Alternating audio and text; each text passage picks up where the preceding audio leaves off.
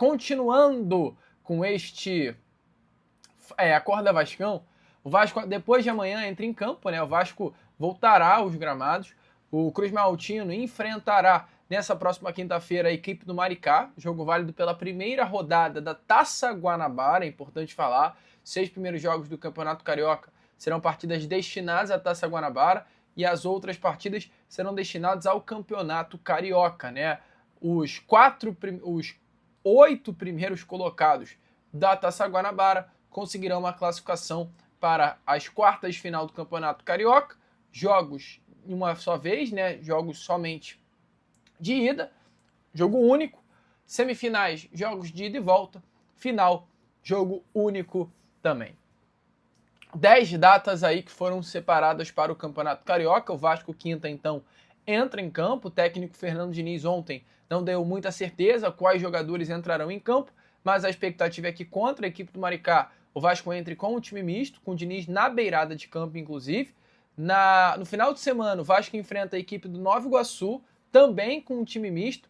E aí, amigo vascaíno, no meio da semana que vem, contra a equipe do Flamengo, o Vasco utilizará pela primeira vez no ano o considerado time titular, tá? O Vasco, então, na terceira rodada da Taça Guanabara, no Clássico dos Milhões, enfrenta o rival com o time titular na quarta-feira, dia 21 de janeiro. Já domingo, dia 25, contra o Boa Vista, o Vasco volta a entrar em campo com o mistão, porque dia 28 o Vasco tem a equipe do Mirassol em São Paulo. Então, o Vasco, é claro, né, para não desgastar o seu elenco principal no jogo contra o Boa Vista, entra com o time titular contra o Flamengo, numa preparação, descansa a equipe contra a equipe do Boa Vista e coloca força máxima contra a equipe do Mirassol no Campeonato Brasileiro. Então, tá assim por enquanto.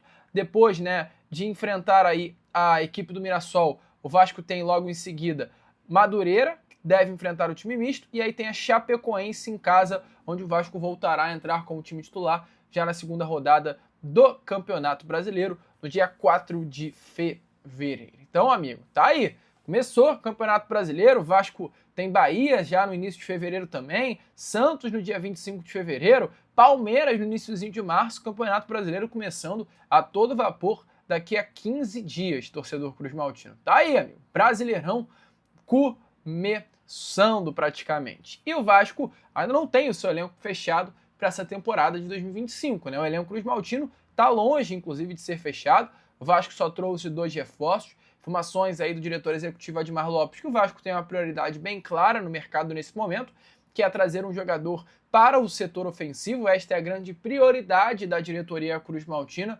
reforçar o ataque, porque o meio foi reforçado com o Rojas, não é um jogador com características de individualidade, mano a mano, é um atleta que vai compor mais ali o lado esquerdo do campo, muito mais características de um meia, como é o Nuno, do que como um ponta ofensivo, e o Vasco hoje quer trazer exatamente esse ponta, um jogador até, de acordo com informações, que nenhum outro atleta do elenco tem. O Vasco quer trazer uma diversificação para o seu setor de ataque. E tá no mercado para isso. Inclusive, após contratar esse atacante, o Vasco teoricamente fechou as primeiras contratações nesta janela, e aí o Vasco entrará na seguinte questão: o Vasco vai repor saídas. Se ninguém sair, ninguém chegará. Mas caso atletas saiam, irão sair. O Vasco da Gama passará no mercado da bola a contratar jogadores. Inclusive, nessas últimas horas tivemos até algumas informações relacionadas ao Estrela, por exemplo. O Estrela cria das categorias de base do nosso Cruz Maltino. O Estrela vai ser observado pelo técnico Fernando Diniz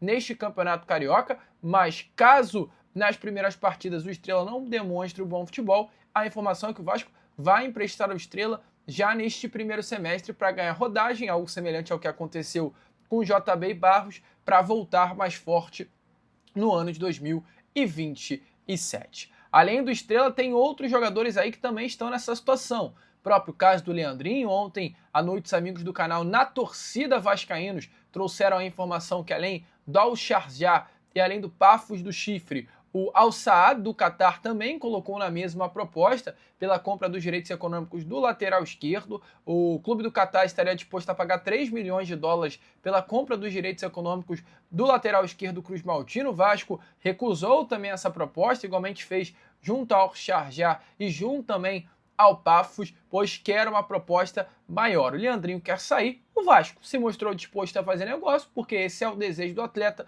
mas para negociar tem que chegar uma proposta que o Vasco entenda como financeiramente positivo. É o caso também de... E aí, amigo vascaíno, gostou do vídeo? Então, é claro, não perca tempo e já se inscreva aqui no canal para ficar sempre muito bem informado sobre as notícias do nosso Vascão. De vascaíno para vascaíno, porque aqui é Vasco.